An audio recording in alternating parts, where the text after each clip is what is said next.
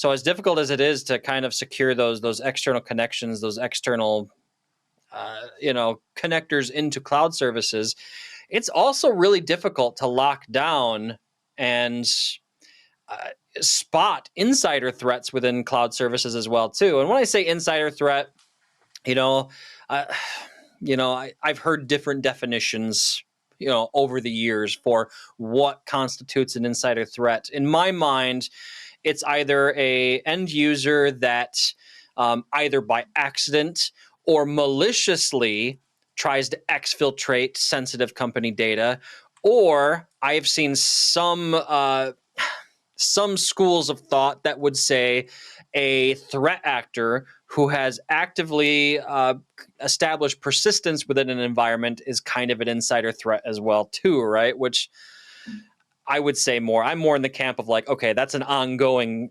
breach that you just don't know about yet. But I could see the logic there, right?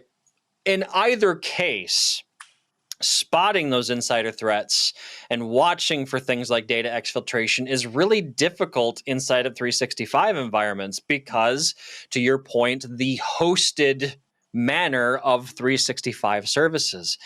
And when we talk about the permissions and management structure for SharePoint, OneDrive, Teams, it's difficult to make sure that users only have access to what they need to have access to. Because when we start talking about mitigations, usually it comes down, one of the core things that you see organizations talk about is, the concept of least privilege is one thing that commonly gets talked about.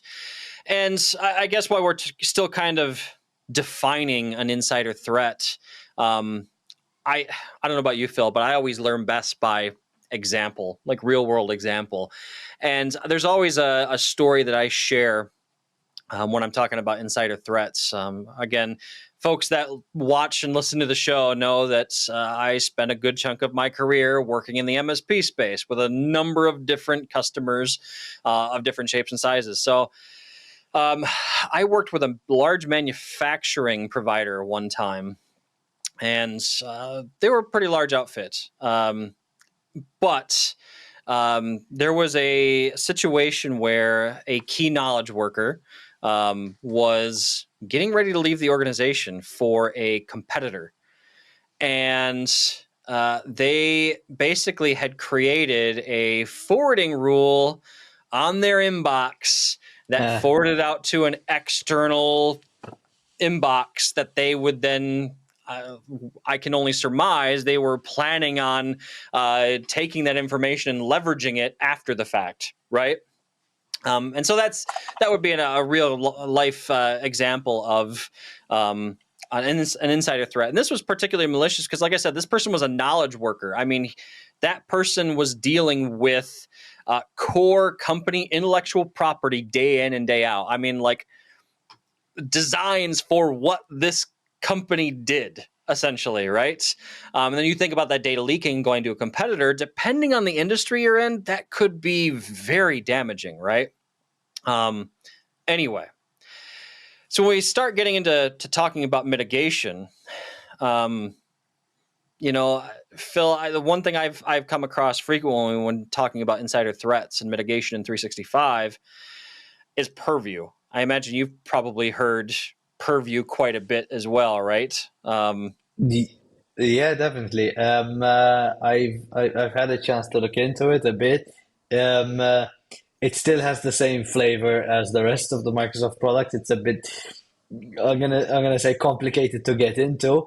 Um, uh, but it seems to be. I mean,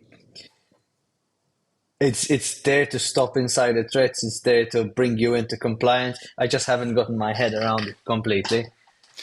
Right. And our So good it's friend kind Paul of Schneck. Microsoft's tool. Yeah. Yeah, I was going to say our good friend Paul Schneckenberg has been on the show several times. I have often joked that I need to stop calling him a temporary co-host and just call him a co-host because he's been on so much lately. But he's dealt with Purview quite often over the last couple of years here. And I know it wasn't always called Purview. He's been dealing with, the governance applications in 365 for some time. But he and I have always made the point that, like you said, it's Purview still has the flavor of other M365 solutions in that it's designed for the mega enterprises of the world where they have a team that Purview is all they do. That's their whole thing, right? So it makes it really difficult for SMBs and SMEs to get into those types of solutions. I mean, last I checked, Purview was, in this case, we're talking about Purview Insider Risk Management specifically. Last I checked, it's an E5 tier license required for that. So not only do you have a license cost, but there's an overhead in learning the solution, how it works, the intricacies of doing it at a smaller scale.